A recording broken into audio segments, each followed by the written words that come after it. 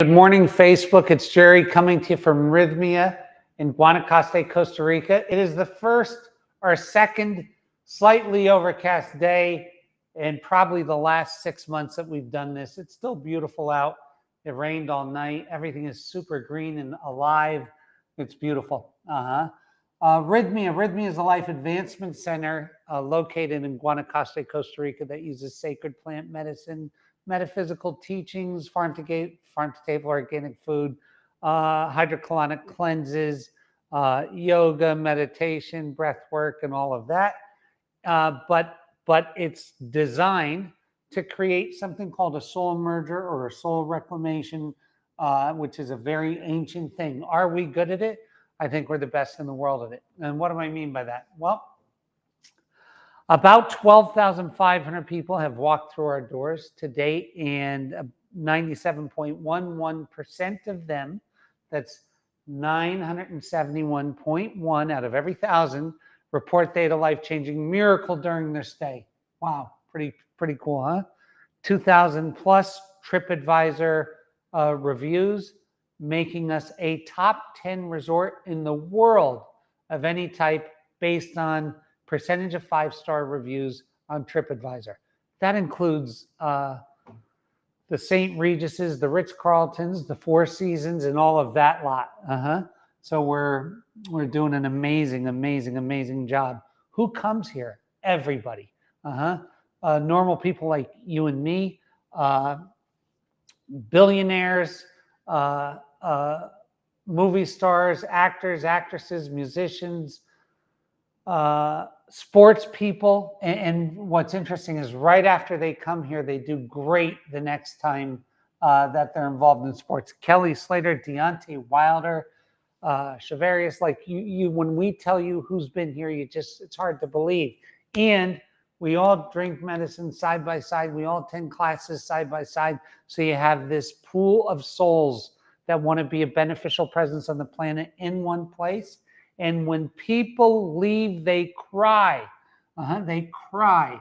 I had my friend, Dr. Victor Arzola, who's arguably the best plastic surgeon in Costa Rica, but he's a close personal friend, past president of the Plastic Surgery Society here. He's an anti-aging specialist. He came here and he was watching people check out, and he said he's never seen anything like it in his entire life. They cry. So the last couple of weeks I've been talking about blessed by design, and I want to start this out by saying that you decide your habits, and your habits decide your future. You decide your habits, and your habits decide your future. It's simple stuff. In the last set of 10, we went over all of the surveys and studies that are out there for everybody to see. For everybody to see. This information is crystal clear as the information was on smoking cigarettes. It is crystal clear. And if you take a look at a compilation of all those studies, it comes down to some basic stuff: writing your goals down, honoring your agreements and not your feelings. There's all of these things that make an individual hyper successful in the world. I see a lot of people selling baloney. It's actually interesting to me because there are so many people selling something called effortless manifestation. I would love to see a table with Henry Ford, Steve Jobs, and let's say 20 of the top financial self-made people in the world. Listen to that, because most of the people that are doing them are living like can't even pay their rent, but they're convincing you to give them money that there's some effortless way of doing this, and there is not.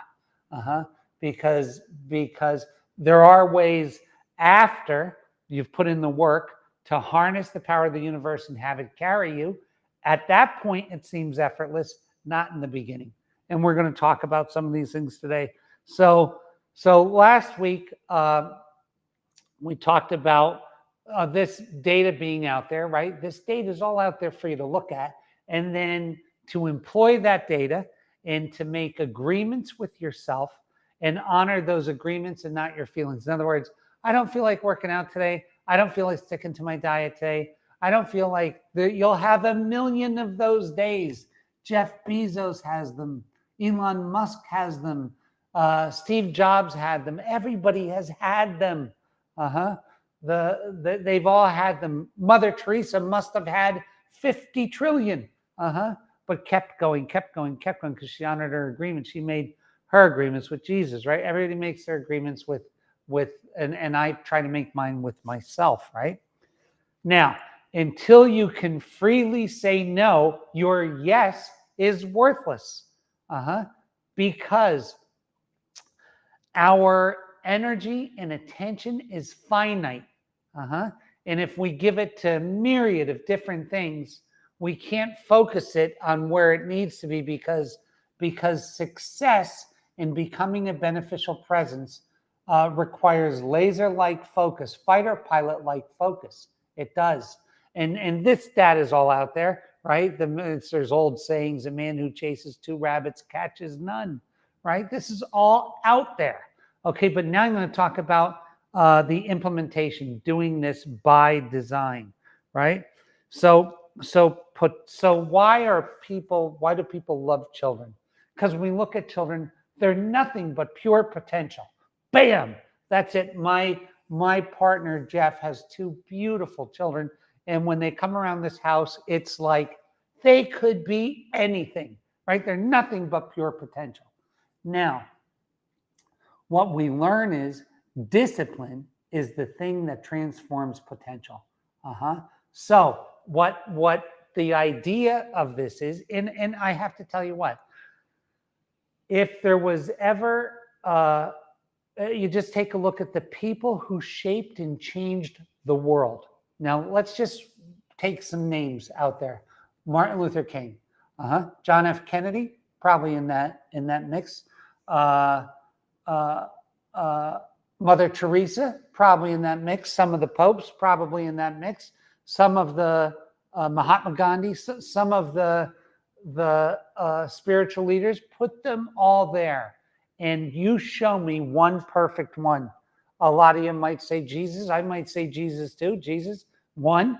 So let's say that since the time of Jesus, there's been what, 40 or 60 billion of us? And there's one. So let's take that. We'll call that an outlier. The rest of the people that created progress on earth that were a beneficial presence were imperfect. They were imperfect. Some of them grossly imperfect.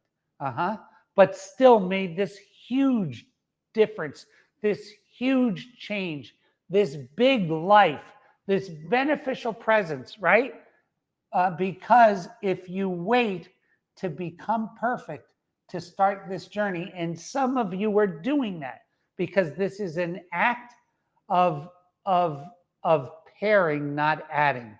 And I'll get into that in a second. So there's something that you've been told that is keeping you, because the data is there. You almost have to be stupid to not say, oh, well, that data is there. You almost have to be blind to not see the data and realize that it's truth. You know, these things, these agreements we can make to get us there, it's as clear as day that there is a system, it's a systemic thing for getting us to let's use basic words, to manifest. So there's something that is keeping us, because our natural state is progression. If you take a look at the earth, if you read anything about the earth, the history of the earth, our natural state is progression. Nature's natural state is progress, right? So things keep getting better because there's a reason that things progress. Now, if you're not in that progression, it's not because you have to go out and learn a skill. I see this people all the time. I call them diploma collectors. They just want another diploma and another diploma and another this and another course and another certificate, another this and then hang on the wall and do nothing, right? Do nothing. So it's not the addition of something, it's the elimination or removal of something that allows you into that natural progression, because deep inside, and especially for boys want to, and the thing is, there's going to be people that say, well, there's no distinction between boys and girls, and I don't know because I was a boy, right? So I can't speak for a woman because I'm not one. But I know that as a boy, I wanted these things. I wanted discipline, and I was craving these things. I want to be a part of helping. I want to be constructive. I want to be a beneficial presence. And all kids, in my opinion, do. They don't want to grow up and be a burden of the state. They don't want to grow up to be an alcoholic. They don't want to grow up to be a thief. They don't want to grow up to be someone who has to be taken care of. That's not what their natural state, that's not what they want. They want to become a beneficial presence. They want to be something and be someone. That is the light that was put in us. If it's not shining in you, there's something impeding it. One of those impediments is the false belief that there's a level of perfection that you have to get to in order to start that journey. That is a false belief.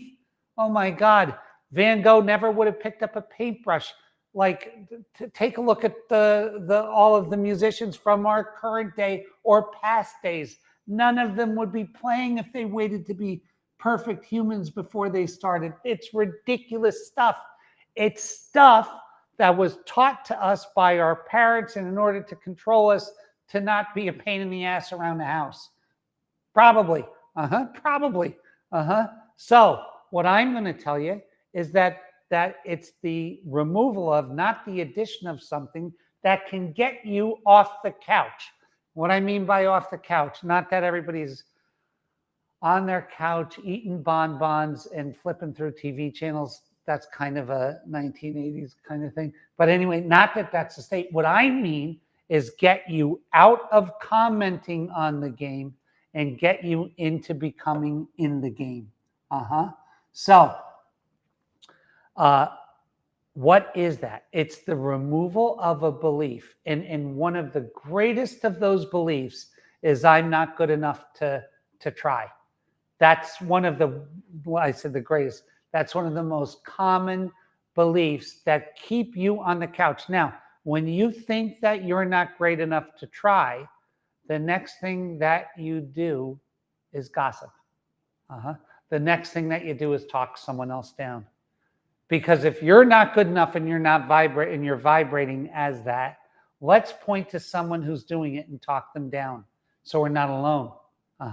What a waste of time. And I have to tell you, at 400 trillion to 1, is this really a shot that you want to miss? Is this really a shot, a chance that you want to miss? I don't think so. I don't think so, because it is so beautiful to be in flow, in this work, in this, and what I'm going to call, in this endeavor to become a beneficial presence. However you put that in, whether that's being a better wife, a better husband, a better father, a better brother, a better community leader, a better priest, a better doctor, a better whatever it is, whatever that is, it's in that thing that the joy is. It's in that thing that the fulfillment is. And to be able to participate in that is a huge thing, because at one day, your spirit is going to be alive and your body is going to be dead. And at that day, it's too late. Now, for those who've drank plant medicine, a lot of plant medicine, we already know what that feels like. And it is bliss. There's a blissful feeling in leaving the body, but there's also instant remorse that I could have done more. I could have participated more. Actually, I could have cried more. I could have laughed more. I could have left more in the field. I could have tried harder. I could have. So in order to keep them from happening, let's get involved now. Let's get our hands dirty. Let's get our fingers dirty. Let's get our fingernails dirty. Let's do the work. And by do the work, I mean commit to an agreement that is not going to get changed by my ever-changing range of emotions. Dude, I'm having a doozy of a day. I've been up since about 4:30, and I've had at least 15 different levels of emotion this morning. On my honor. Now, if I was relying on them, I wouldn't have worked out. I wouldn't have done this. I wouldn't have gone over and had meetings this morning. I wouldn't be going to meetings now. I would be like up, down, because of the human condition, right? But when we rely on our agreements and not our emotions, and our agreements are with ourselves, then something happens. We start attracting people. Now, I'm going to tell you a little thing. So dogs are super sensitive to vibrational stuff, right? So you'll see someone walk in a room. I have a friend, Cesar Milan, who's a great pet guy. You know, he's the best pet trainer in the world and a super spiritual guy, actually a hell of a guy. But he can tell so much about someone by how that dog responds to that person, right? And it's not always the one going, here, puppy, puppy, here, kitty, kitty. It's not in that one. It's something internal that's generated in the form of vibration. Well, I want to tell you something. As you start honoring your agreements to yourself, you will notice other people begin to trust you more and more and more and more. And all of a sudden, the trust inertia, by having people around you who trust you, goes way, way, way north. And then the ease of being in the space to become a beneficial presence, this daily act of honoring our agreements, becomes easier because others around you trust you and they're willing to help you. So if you can't, you know why people don't trust alcoholics? Because generally speaking, most alcoholics want to quit and they continue to break promises to themselves, right? And the promises, or alcoholics or drug addicts or whatever you want to say, when it translates to, I'm afraid to leave stuff around the house because they're going to sell it and go get drugs. But really, it's that they can't honor agreement to themselves. And if they can't honor an agreement to themselves, how are they ever going to honor an agreement to me, right? So all of this translates to us, our spouses, our bosses. And by the way, all of us have bosses. I don't care who you are. You have a boss. Elon Musk has a boss. The boss are his financiers, people that finance him, right? So there's no way to get out of this without a boss. I have so many bosses I can't count. So we all have bosses. But anyway, those people around us begin to trust us the more that we honor our agreements in spite of our feelings, in spite of our momentary emotions. In other words, if we have a child and if we're consistent with that child learns that he can trust us. Even if that consistency is strict, that child can trust us, right? If we act differently to that child every 15 minutes based on how we feel, that child begins to say it's not okay to be that child. Something's wrong, right? Well, this goes on all the time. And who it goes on. So for those of us that are involved in the creation of a business, which, by the way, is like giving birth to a human, because the business itself has its own energy. Anybody who says it's any different is just doesn't understand the nature of energy and frequency, but vibration, energy, and frequency. But that's a beautiful process, the process of starting a business. Well, we need the trust of people to do that. We need the trust of people. Who do we need to trust us? We need our banks, our investors, our employees, our customers. It's the same thing. All of this gets down to trust, right? So as we learn to honor agreements to ourselves, then that, without saying it, that gets portrayed in our outward vibration and people begin to trust us. In that act of trust, it makes the acquisition of that manifestation easier because people are trusting us. It's really hard when people don't trust you. It really is. It's really hard. So these are all things I just want you to be aware of. So where does this go back to? Well, I go back to the same thing. Don't wait for perfection. You know, I have people that say, "Oh, Gerry, he's not perfect." No, I'm terribly imperfect. And in spite of my imperfection, look what I did. Look what this is. Look at Mother Teresa. She was super imperfect. And look what she did. Look at Steve Jobs. He was really imperfect, and look what he did. Look what he did. So don't think like that. Now start thinking instead of thinking because it's our nature, especially in a society that trains you through school to be a better soldier. It teaches us that we need to acquire these skills. And to a certain extent, that's true. But to be alone with yourself and say, what is keeping me from my natural progression of becoming a beneficial presence? Because I know, look at, if you go into any kindergarten and you say, what do you want to be, kids? People will say, I want to be a nurse. I want to be a designer. I want to be an astronaut. I want to be a doctor. Very few people say, I want to be an alcoholic, drug addicted bank robber. Very few people. Our natural state as children is to flourish just like it is for a plant to grow. Same. So if we're not doing it, there's some belief that's keeping us from it because the data is all out there.